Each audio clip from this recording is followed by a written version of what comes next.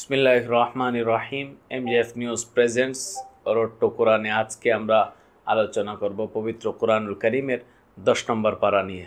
এটা গুরুত্বপূর্ণ একটি পারা আমরা চলে আসলাম এবং রহমতের শেষ দিন অত্যন্ত মনোযোগের সাথে অবশ্যই আমরা শুনবো ইনশাআল্লাহ।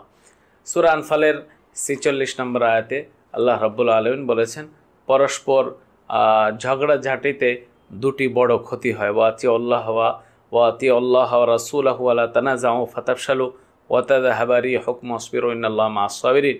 নিজেদের মধ্যে লড়াই অনেক বড় বিপদ ডেকে আনে। ঈমানদারদেরকে পরস্পরে মারামারি ঝগড়াঝাটি করতে নিষেধ করা হয়েছে।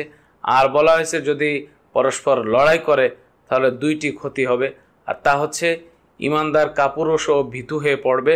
কেননা যখন একতার ঐক্য থাকে না তখন প্রত্যেকে একা হয়ে যায়। পুরো দলের মধ্যে যে শক্তি অনুভব হচ্ছিল সেটা ছিন্ন বিচ্ছিন্ন হয়ে যায়। 2 নম্বর হচ্ছে সমীহ শক্তি শেষ হয়ে যাবে। শত্রুর চোখে তোমরা তুচ্ছ নিচু হয়ে পড়বে। তাহলে আমরা দেখতে পাচ্ছি যে পুরা দেশ যদি এক থাকে তাহলে নিজেদের মধ্যে যেমন সাহসিকতা আসে, আর 2 নম্বর হচ্ছে আমাদের শত্রু যারা তারাও আমাদেরকে ভয় পায়। আর যখন আমরা নিজেদের মধ্যে মারামারি করব তখন নিজেরাও শক্তিহীন হয়ে পড়ব এবং বাহিরে যারা আছে অন্য রাষ্ট্র তারাও কিন্তু আমাদের দিকে চোখ রাঙিয়ে কথা বলবে।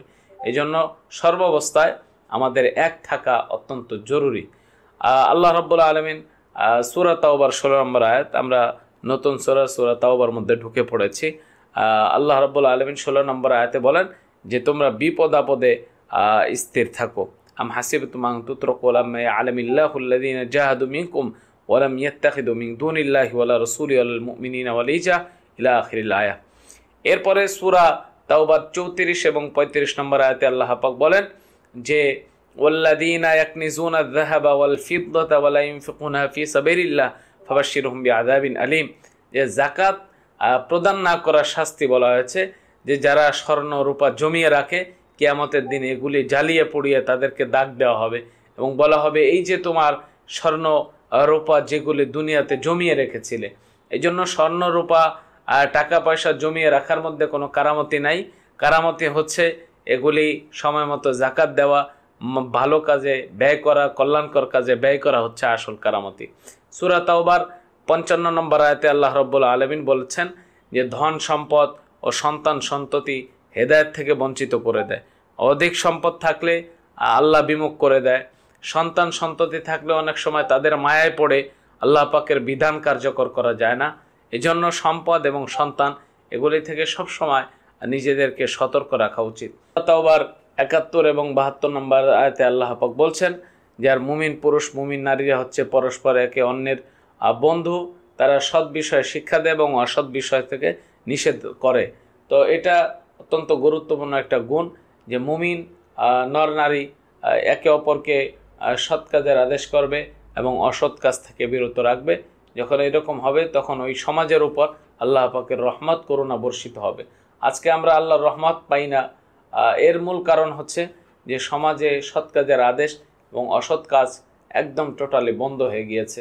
তো এই কাজ যদি বন্ধ হয়ে যায়, সৎ কাজের আদেশ না থাকে, অসৎ কাজ থেকে বিরত না রাখা হয়, তাহলে কিন্তু আমরা আল্লাহর রহমত থেকে বঞ্চিত হয়ে যাব।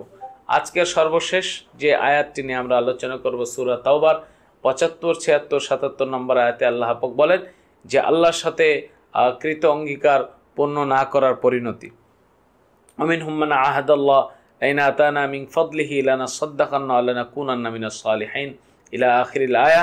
আর তাদের মধ্যে এমন কতিপয় লোক রয়েছে যারা আল্লাহর সাথে অঙ্গীকার করে, আল্লাহ যদি আমাদেরকে নিজ অনুগ্রহে প্রচুর ধন সম্পদ দান করেন তাহলে আমরা অনেক দান খয়রাত করব এবং খুব ভালো কাজ করব। এরকম ওয়াদা অনেকে করেন, কিন্তু আল্লাহ পাক যখন সম্পদ দেন, সুযোগ দেন, সময় দেন, কিন্তু তখন আল্লাহ পাকের কথা ভুলে যায়। আর ভুলে গেলে তখনই আসমান থেকে শাস্তির ফয়সালা হয়। এজন্য আমরা আল্লাহর সাথে যে ওয়াদা করব এই ওয়াদা যেন সঠিকভাবে রক্ষা করতে পারি। আর আজকে যে গুরুত্বপূর্ণ আলোচনা হলো এই আলোচনাগুলো আমাদের সবার আমলে আনতে হবে ইনশাল্লাহ। আগামীতে মাগফিরাতের 10 দিনে 10 পারা নিয়ে আবার আপনাদের সাথে দেখা হচ্ছে। সেই পর্যন্ত আমাদের সঙ্গেই থাকুন। আসসালামু আলাইকুম ওয়া রাহমাতুল্লাহ।